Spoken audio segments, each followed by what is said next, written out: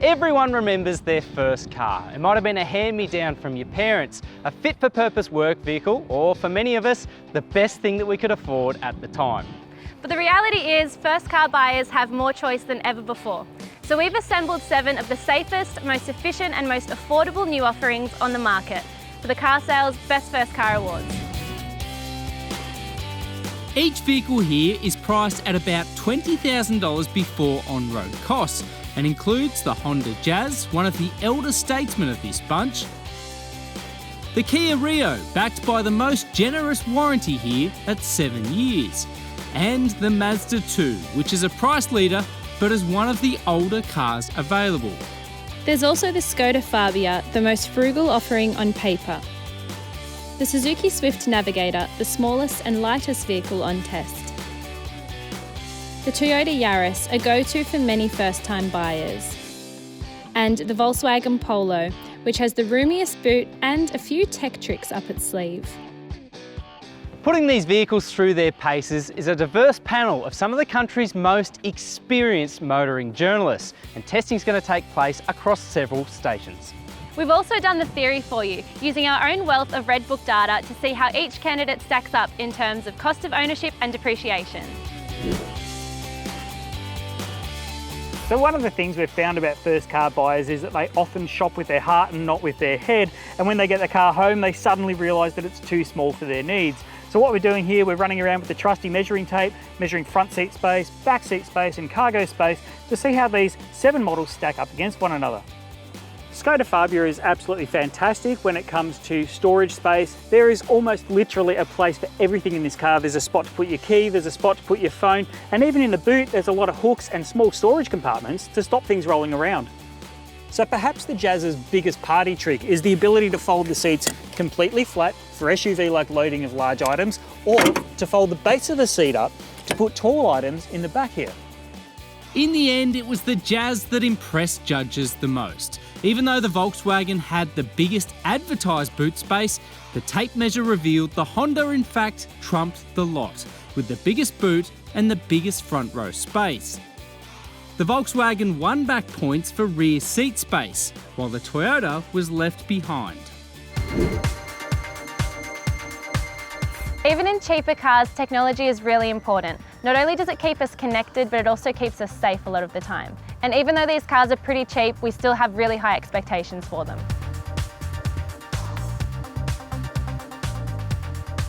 Some of these cars scored really poorly in the tech department, but the Honda Jazz really takes the cake.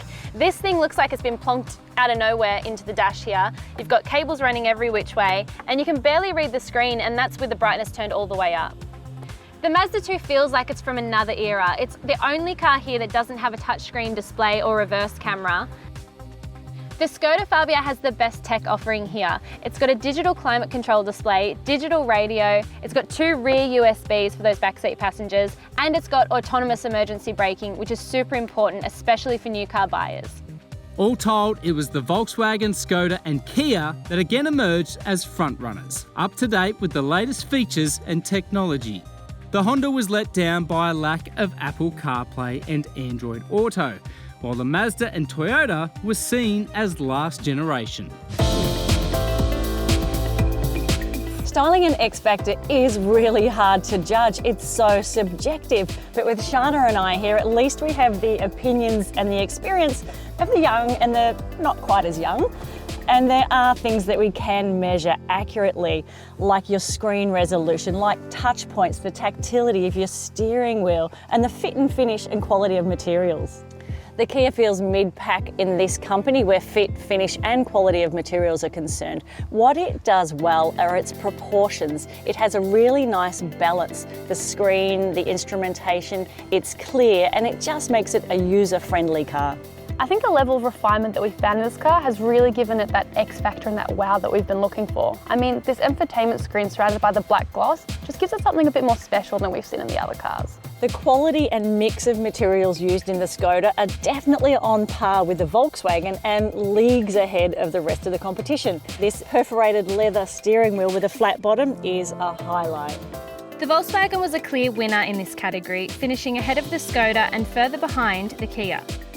The Toyota and Mazda were among the lowlights, criticised for their cheap, hard-to-touch plastics, while the Honda lacked cohesion.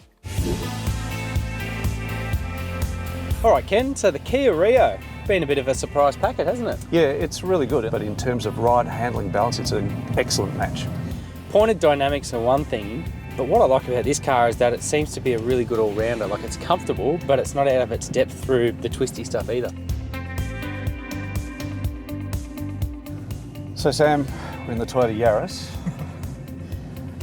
and it's not our favourite car, is it really? No, look, it's not that it does anything woefully, but it's not as comfortable, it's noisier, it's not as refined, and it doesn't steer as well through the corners either. My feeling is it's almost a mismatch in the suspension in terms of ride and handling. It rides firmly, but it doesn't actually handle better than what you might call safe handling.